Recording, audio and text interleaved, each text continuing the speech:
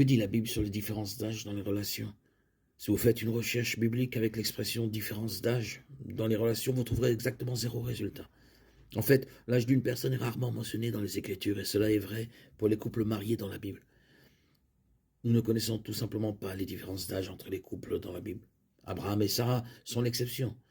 Nous connaissons les différences d'âge entre les deux. Lorsque Dieu promit à Abraham que lui et Sarah seraient le commencement de nombreuses nations, Abraham tomba sur la face contre terre. Il rit et dit en lui-même, « Naîtrait-il un fils à un homme de 100 ans? Sarah aurait-elle un enfant à 90 ans ?»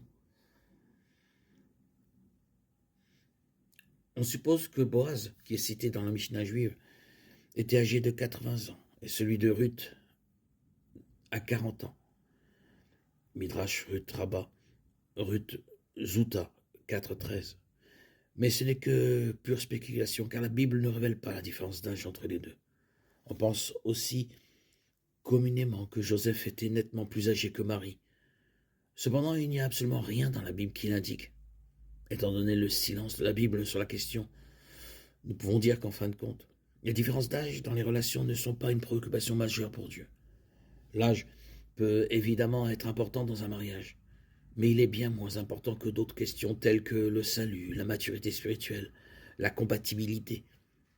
À mesure que les gens vieillissent, les différences d'âge ont de moins en moins d'importance. Évidemment, un homme de 40 ans qui épouse une personne de 18 fera froncer les sourcils. Mais personne n'y prête attention lorsqu'une personne de 82 épouse une personne de 60 ans. Genèse 17-17. D'après les questions pleines de bonne humeur d'Abraham, il semble que Sarah et lui aient 10 ans d'écart, ce qui n'est pas une différence énorme, mais qui mérite d'être soulignée.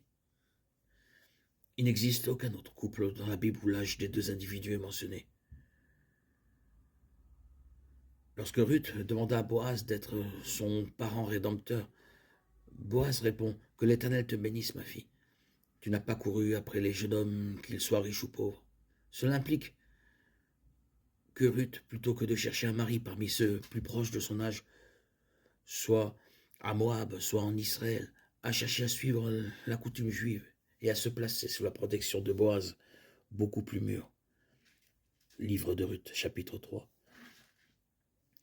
La personne que nous épousons doit être du sexe opposé et elle doit être croyante en Christ. Genèse 2, 21-25, 2 Corinthiens 6, 14. Et bien sûr, nous devons nous marier pour les bonnes raisons. La convoitise et la cupidité étant des raisons inappropriées. Au-delà de ces directives, nous avons une certaine liberté quant au choix de la personne avec laquelle nous nous marions. Les différences d'âge sont une question de considération et nous devons certainement demander de la sagesse lorsque la différence est grande. Jacques 1,5. La Bible ne traite pas les différences d'âge comme une question morale ou spirituelle.